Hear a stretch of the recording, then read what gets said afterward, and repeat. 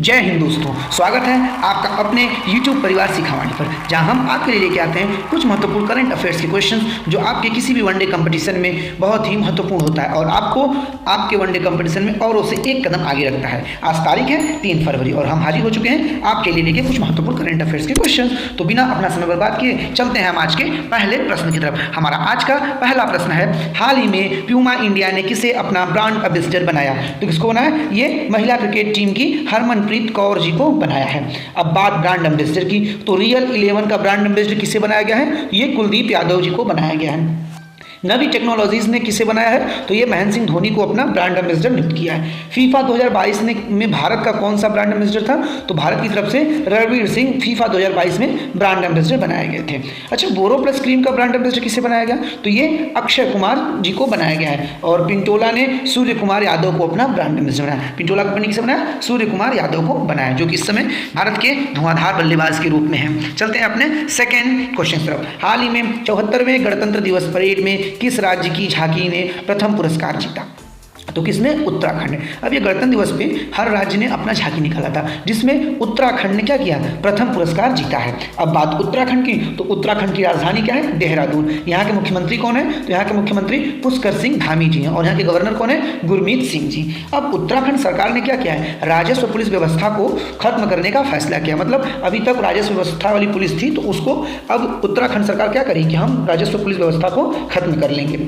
Uttarakhand high court को नैनीताल से Haldwani shift किया गया। पहले कहाँ था? नैनीताल, अब हल्द्वानी कर दिया गया है। उत्तराखंड 9 नवंबर को अपना स्थापना दिवस के रूप में मनाता है और रक्तदान अमृत महोत्सव में उत्तराखंड को भारत का दूसरा राज्य का स्थान मिला था।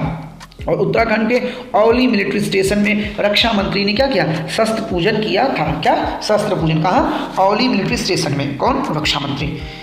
चलते हैं अपने नेक्स्ट क्वेश्चन नंबर 3। हाल ही में ताड़ के तेल की खेती के लिए किस राज्य की सरकार के साथ पतंजलि का समझौता हुआ है? तो किस राज्य के साथ? नागालैंड के साथ इसका समझौता हुआ है। ठीक, किसके साथ? नागालैंड। अब नागालैंड की बात है तो नागालैंड की राजधानी क्या है? कोहिमा। और इसके सीएम कौन है? नेफ्यू रियो। कौन? नेफ्यू रियो। चलते हैं अपने नेक्स्ट क्वेश्चन नंबर 4 की तरफ। हाल ही में यूनिलीवर ने नए सीईओ कौन बने हैं? तो नए सीईओ कौन बने हैं? हेन सुमाकर बने हैं। ठीक, कौन बने?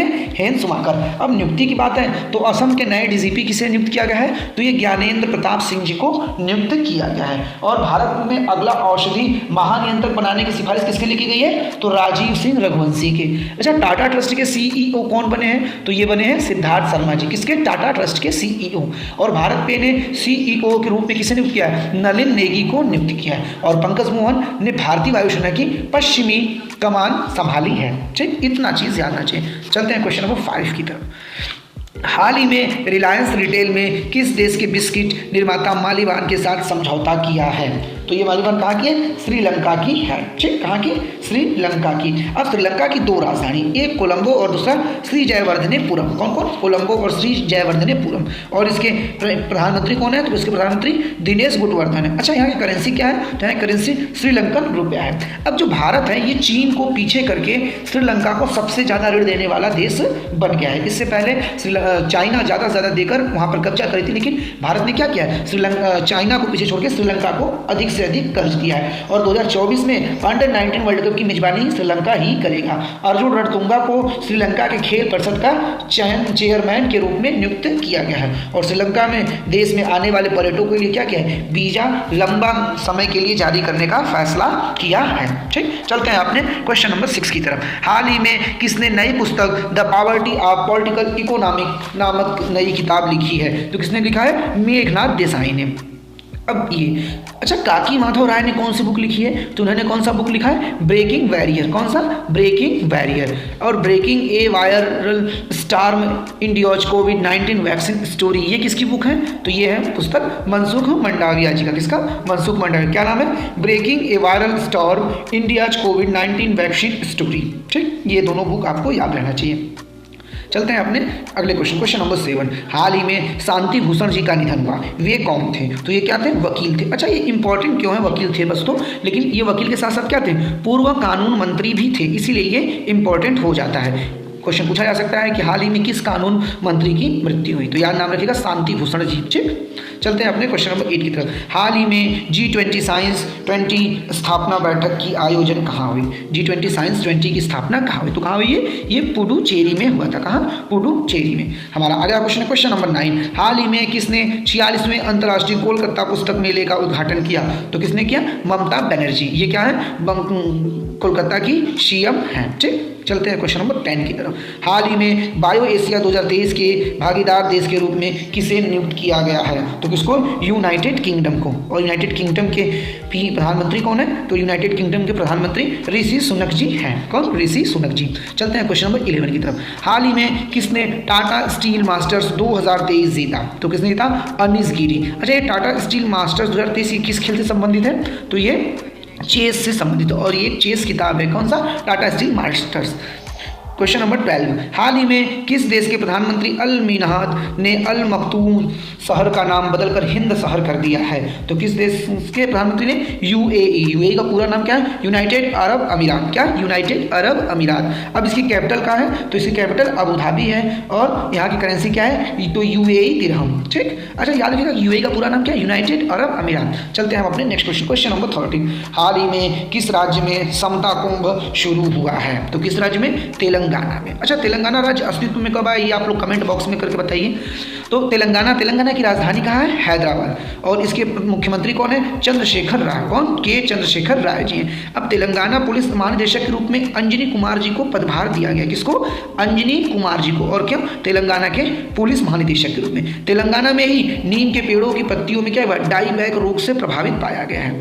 और हैदराबाद ने वर्ल्ड ग्रीन सिटी अवार्ड 2022 जीता है। और तेलंगाना सरकार ने आसरा पेंशन शुरू किया है। कौन सा पेंशन? आसरा पेंशन तेलंगाना सरकार ने शुरू किया है। चलते हैं अपने नेक्स्ट क्वेश्चन, क्वेश्चन नंबर 14 की तरफ। हाल ही में आर्थिक सर्वेक्षण 2022-23 के अनुसार भारत की जीडीपी ग्रोथ कितने % रहने का अनुमान है? 6.5%। कितना? 6.5%।